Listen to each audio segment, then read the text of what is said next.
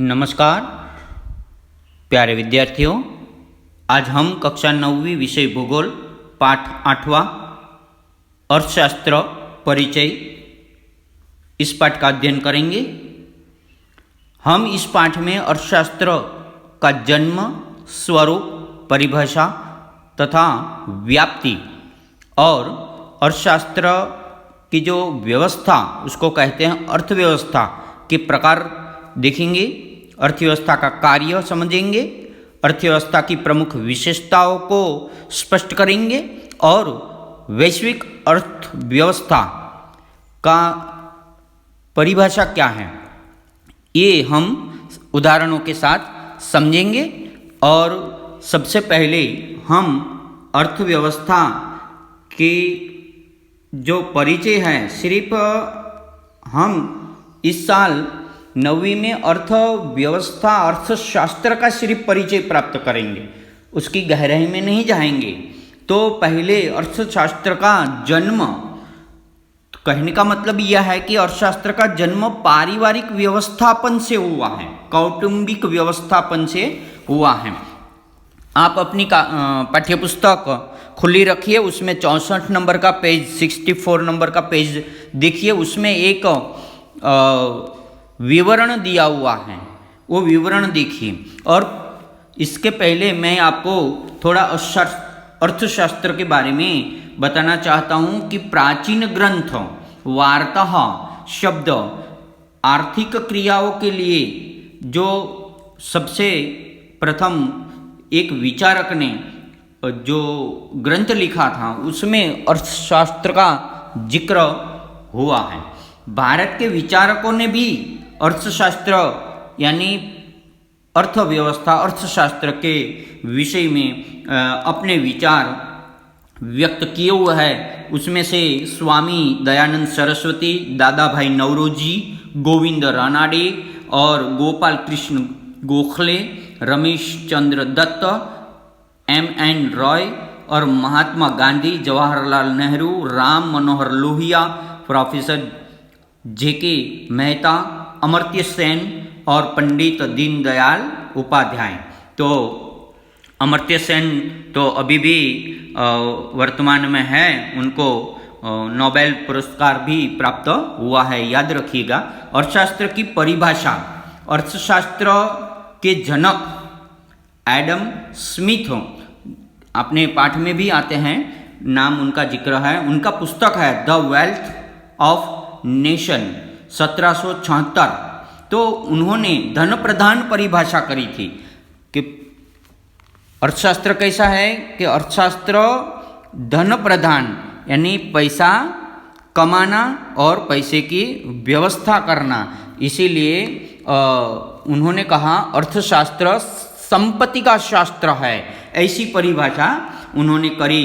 फिर बाद में कल्याण प्रधान परिभाषा अल्फ्रेड मार्शल ने करी कि ये अर्थशास्त्र जो है वो मनुष्य, मानव, लोगों का कल्याण यानी अपनी आवश्यकताओं को पूर्ण करने हेतु उसकी समझदारी देने वाला शास्त्र है।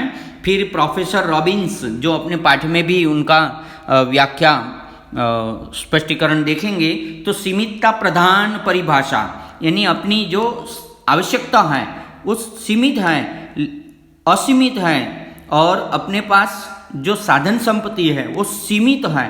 तो वो दोनों का मेल और तालमेल कैसे बिठाना उसका जिक्र करती हैं। और प्रोफेसर सैमुअलसन विकास प्रधान परिभाषा कि अर्थव्यवस्था, अगर व्यवस्था अर्थशास्त्र में सही तरीके से की तो अपनी व्यवस्था और विकास भी अच्छी तरह से हो सकता है। तो हम देखेंगे अभी अपने पाठ्यपुस्तक के अनुसार, ये है स्मिथ जो अपने अर्थशास्त्र के जनक कहा जाते हैं, ये अर्थशास्त्र के जनक है। देखिए थोड़ा, एडम स्मिथ अर्थशास्त्र के जनक कहा जाता, जनक यानी पिता कहे जाते हैं। और अर्थशास्त्र शब्द जो है वो एक ग्रीक भाषा का जो शब्द है इकोनोमिया, इकोनोमिया, उसके पर से बना है। उसका अर्थ ये है कि पारिवारिक व्यवस्थापन। इकोनोमिया ऊपर से इकोनॉमिक्स ऐसा बना है। इंग्लिश शब्द इकोनॉमिक्स कहते हैं अर्थशास्त्र को। इसी प्रकार से ये है एडम स्मिथ। अर्थशास्त्र को जनक कहा जाता है। 1776 में उनके द्वारा लिखित ग्रंथ राष्ट्र की संपत्ति वेल्थ ऑफ नेशन में अर्थशास्त्र संपत्ति का शास्त्र है, यह परिभाषित किया। तो ये परिभाषित हम देख सकते हैं कि पारिवारिक अर्थव्यवस्था और अर्थशास्त्र में बहुत समानता है। परिवार का जिस तरह आर्थिक व्यवस्थापन होता है उसी तरह गांव, शहर, राज्य, देश तथा विश्व का भी आर्थिक व्यवस्थापन होता है। आप देख सकते हैं यहाँ पर एक घर का, परिवार का तालिका द्वारा समझाने की कोशिश करी है। देखिए अर्थव्यवस्था के ये आधार पर यहाँ पर खर्च के उपरोक्त तालिका दी है। आवक, मासिक आवक है आय 20,000 रुपये, उसका आय और होने वाले व्यय का यहाँ तालमेल देखिए बैठ रहा है कि नहीं बैठ रहा है। आवक कितनी है 20,000 और महीने का खर्चा कितना है, दैनिक भोजन, कपड़े, विद्यालय का साहित्य, वैदिक खर्च, मनोरंजन, मोबाइल भुगतान, फल सब्जियां, सार्वजनिक यातायात, बिजली भुगतान, पर्यटन, बैंक हफ्ता। आप देख सकते हैं 64 नंबर पेज पर टोटल हो गए 22,550। आवक है 20,000 तो कम पड़ेगा। तो अपना व्यवस्था घाटे की व्यवस्था हो गई। घर में जो आप अनुमान खर्चा लगाया वो बढ़ गया तो आपको बराबर करना पड़ेगा, क्योंकि 100 रुपये 200 रुपये महीने में बचना चाहिए। इसीलिए आप क्या करेंगे, ये जो लिखे हुए विवरण हैं उसमें से किस चीज़ की कटौती करेंगे। तो हम किस चीज़ की कटौती कर सकते हैं कि जो अति आवश्यक नहीं है। तो यहाँ पर देखिए मनोरंजन भी होना चाहिए थोड़ा सा। उसके बाद मोबाइल भुगतान तो ज़रूरी है, नेटवर्क बंद हो जाएगा। और वैद्यकीय खर्च, दवाई ज़रूरी है। कपड़े खरीदना है तो चलो ये महीने में कपड़े खरीद लेते। लेकिन कटौती किसकी करेंगे, तो इस बार पर्यटन की कटौती कर डालेंगे। चलो पर्यटन नहीं जाना है तो 4,000 कम हो गए, तो 22,550 में से 4,000 कम हो गए, उसका बच गया। अब कपड़े तो इस बार ले लिया है ये महीने में, तो अगली बार कपड़े नहीं लेंगे, अगली बार दूसरा मनोरंजन नहीं करेंगे और अगले महीने में पर्यटन में जाएंगे। तो इस प्रकार से आयोजन होता है। और अपनी आवक के अनुसार जावक भी होनी चाहिए। जावक कम होनी चाहिए, आवक ज़्यादा होनी चाहिए, क्योंकि पीछे अपने पास कुछ शेष शिल्लक बचनी चाहिए। तो इसको कहते हैं अर्थव्यवस्था। ठीक है। उसके बाद अर्थव्यवस्था का जो स्वरूप है, अर्थव्यवस्था का स्वरूप क्या है, तो समय, पैसा, श्रम और भूमि और संसाधनों का सही उपयोग कैसे करना है, इस संबंध में मार्गदर्शन अर्थशास्त्र द्वारा प्राप्त होता है। समय का उपयोग, किस समय समय पर आप टाइम टेबल जो बनाते हैं। पैसे का उपयोग, आप पहले पैसे का उपयोग किस लिए करेंगे, तो अति आवश्यक जरूरियात जिसको बोलते प्राथमिक जरूरियात, पहले खाने के लिए, कपड़ों के लिए, घर के लिए, ऐसा। फिर श्रम, आप कौन सा श्रम करेंगे तो अधिक पैसे आएंगे। इसी प्रकार से भूमि का उपयोग, कृषि के लिए भूमि, खदान के लिए, उद्योग के लिए संसाधनों का उपयोग, ये व्यवस्था है, ये स्वरूप है। अर्थशास्त्र एक महत्वपूर्ण सामाजिक शास्त्र है। समाज में अर्थ यानी पैसा, पैसे की व्यवस्था किस तरह, पैसे कैसे कमाना है वो भी सिखाता है, लेकिन पैसे का शास्त्र नहीं है, पैसे की व्यवस्था का शास्त्र है ये अर्थशास्त्र। इसका उपयोग कृषि, व्यवसाय, वित्त आपूर्ति यानी पैसे की लेन देन, बैंकिंग वगैरह तथा दैनिक जीवन में होता है। मानव की प्रगति में अर्थशास्त्र का महत्वपूर्ण योगदान है, क्योंकि आयोजन के बिना कुछ नहीं होता है। अब हम देखेंगे अपने सामने जो विद्वान हैं उनकी परिभाषा। तो अर्थशास्त्री एडम स्मिथ को अर्थशास्त्र का जनक कहा जाता है। 1776 में प्रकाशित उनका ग्रंथ है राष्ट्र की संपत्ति, वेल्थ ऑफ नेशन के अर्थशास्त्र के आधार पर अर्थशास्त्र संपत्ति का शास्त्र है। विभिन्न साधनों का उपयोग करके लोगों की असीमित आवश्यकता की कोई सीमा नहीं है। भाड़े का घर है तो खुद का बनाना है, खुद का घर है तो फिर बाद में स्कूटर मोटरसाइकिल लेनी है, कुछ सालों के बाद मोटरसाइकिल है तो चलो 4 व्हीलर का कार ले लो, तो वो खत्म नहीं होती। आप छोटे थे तो आपके पास वस्तु कितनी थी, अभी कितनी है, आपकी आवश्यकता बढ़ती गई, आवश्यकता असीमित है। उसका अध्ययन अर्थशास्त्र करता है कि आवश्यकताओं का भी क्रम लगाना है। उसके बाद है लियोनेल रॉबिन्स के मतानुसार एक व्याख्या दी है, आप देख सकते हैं अपने पाठ्य पुस्तक में।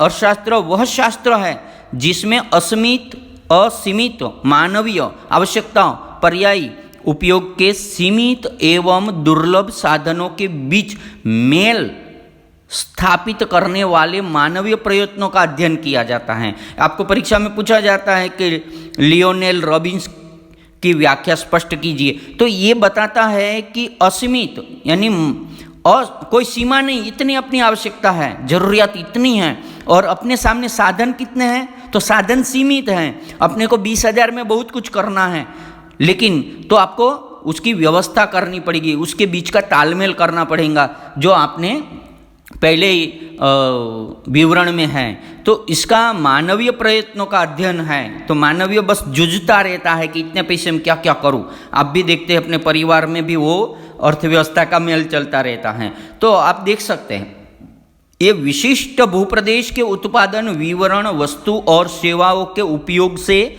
संबंधित उपक्रम को अर्थव्यवस्था कहते हैं। इसी प्रकार से यहाँ पर अर्थव्यवस्था की ये स्पष्टीकरण होता है। अब हम देखेंगे अर्थव्यवस्था के प्रकार देखेंगे। देखिए अर्थव्यवस्था के प्रमुख 3 प्रकार देखते हैं यहाँ, पूंजीवादी अर्थव्यवस्था, समाजवादी अर्थव्यवस्था, मिश्र अर्थव्यवस्था। पूंजीवादी यानी जो पैसे, पूंजी यानी पैसा, उद्योगपति, इसको पूंजीवादी अर्थव्यवस्था को प्राइवेटलाइजेशन कहते हैं। और दूसरा है समाजवादी अर्थव्यवस्था।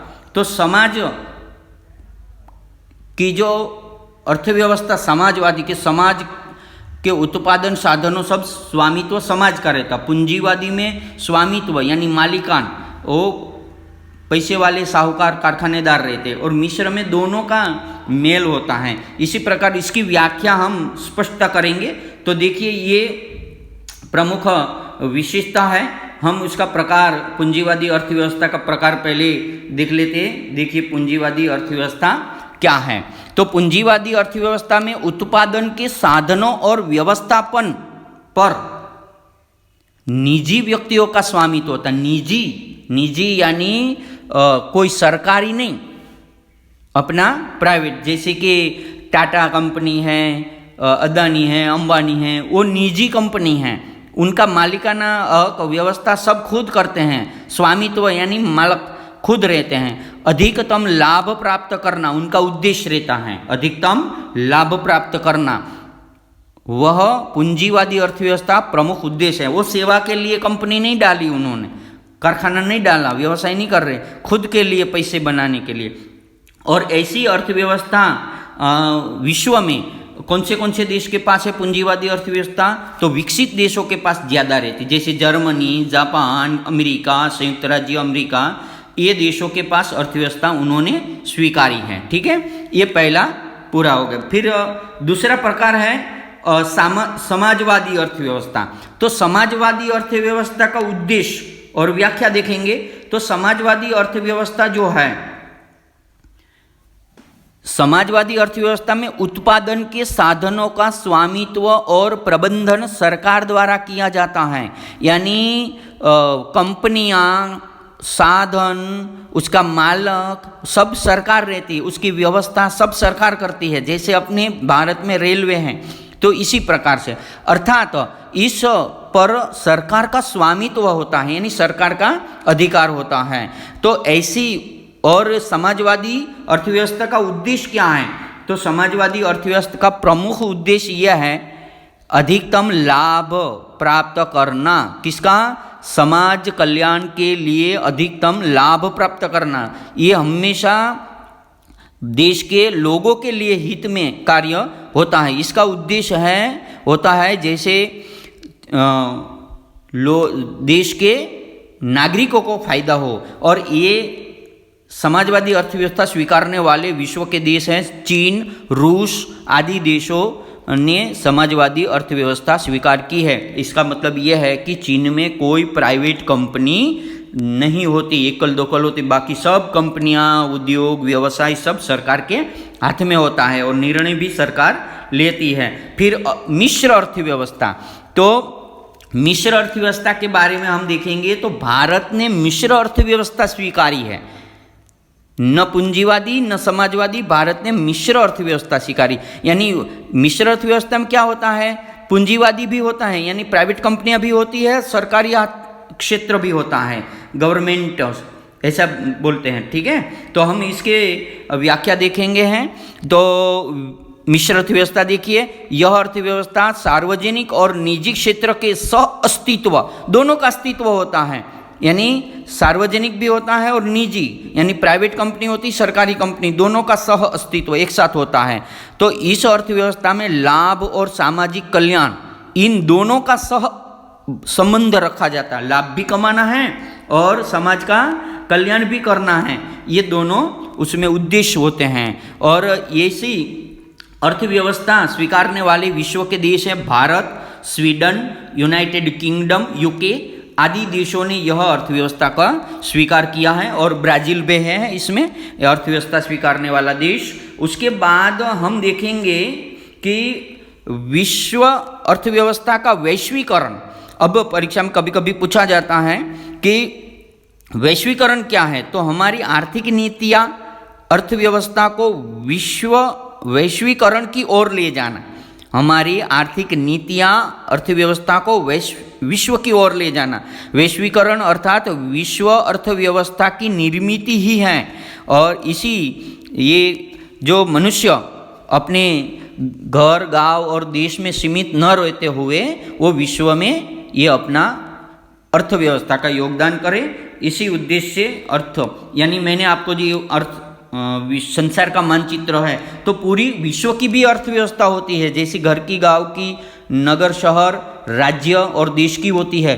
वैश्विक अर्थव्यवस्था ऐसी सीमा रहित अर्थव्यवस्था है, उसकी कोई सीमा नहीं है, बंधन नहीं है। प्राकृतिक संसाधन, लाभ, सेवा, निवेश, श्रम और आधुनिक तकनीक का धारा स्वतंत्र रूप से देश की सीमाओं के बाहर आ जाता है। जैसे आप इंटरनेट, गूगल, फेसबुक, ये इंटरनेशनल, सब कोई बंधन नहीं है, बंधन रहित व्यापार और व्यवसाय उसको कहते हैं।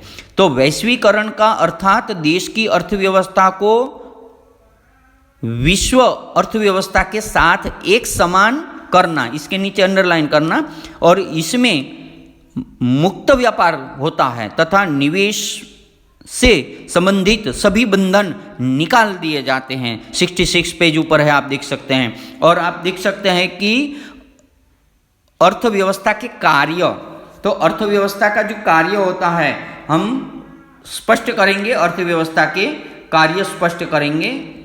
देखिए अर्थव्यवस्था के कार्य क्या होता है कि प्रत्येक देश की अर्थव्यवस्था अलग अलग होती है, फिर भी प्रत्येक अर्थव्यवस्था के प्रमुख कार्य निश्चित होते हैं।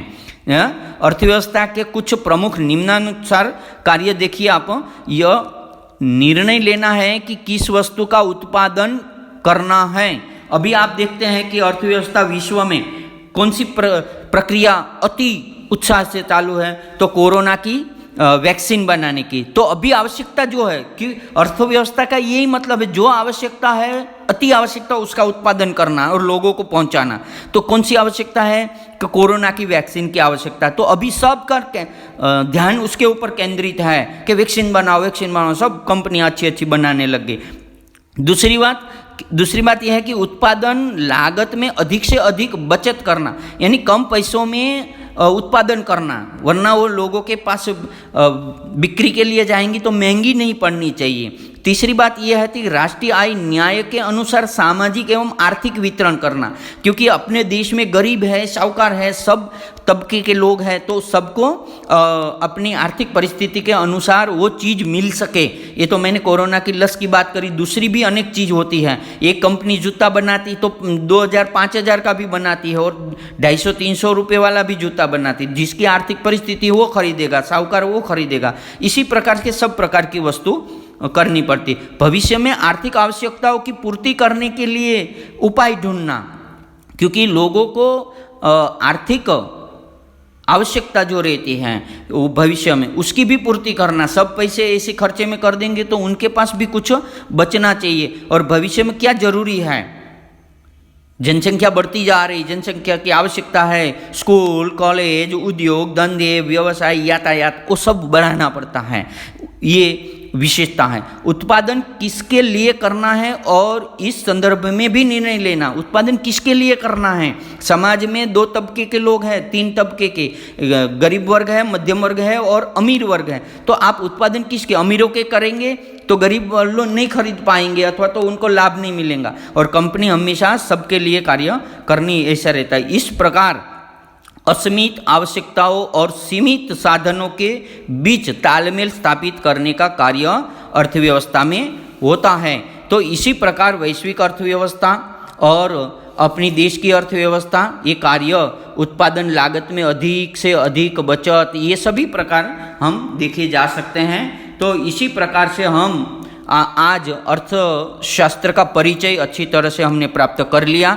फिर भी मैं आपको एक बार और बता देता हूँ कि अर्थशास्त्र की प्रमुख विशेषता भौगोलिक क्षेत्र, जनसंख्या, प्राकृतिक संसाधन, राजकीय सार्वभौमत्व, व्यवसाय, आर्थिक उपक्रमों का भी विभाजन है, प्राथमिक व्यवसाय, द्वितीय व्यवसाय और तृतीयक व्यवसाय। और विश्व की दृष्टि से विश्व स्तर पर अर्थव्यवस्था के तीन प्रकार है, पूंजीवादी अर्थव्यवस्था, समाजवादी अर्थव्यवस्था और मिश्र अर्थव्यवस्था। बस आपको इस साल इतना ही परिचय प्राप्त करना है और मैं बाद में आपको इस पाठ का ऑडियो का अपना स्वाध्याय का एक ऑडियो दूंगा और स्वाध्याय के स्पष्टीकरण का एक ऑडियो छोटा सा देता, आपको और अधिक समझ में आ जाएगा। और जब आप वीडियो के ऑडियो सुनने देखने को बैठे तो आपका पाठ्य पुस्तक आपके साथ होना चाहिए, नोट पेन पेंसिल साथ में होना चाहिए, ठीक है। और अपनी जो भूगोल की ये यूट्यूब चैनल है उसको सब्सक्राइब करो, अपने मित्र दोस्तों और स्नेहियों को बताओ। और दूसरी बात यह है कि मैं जो आपको गूगल टेस्ट फॉर्म देता हूँ सबमिट करो और इसका स्वाध्याय अपनी स्वाध्याय की नोटबुक में लिख के रखना, ठीक है। धन्यवाद बच्चों, अपना ख्याल रखिएगा, ठीक है। जय हिंद।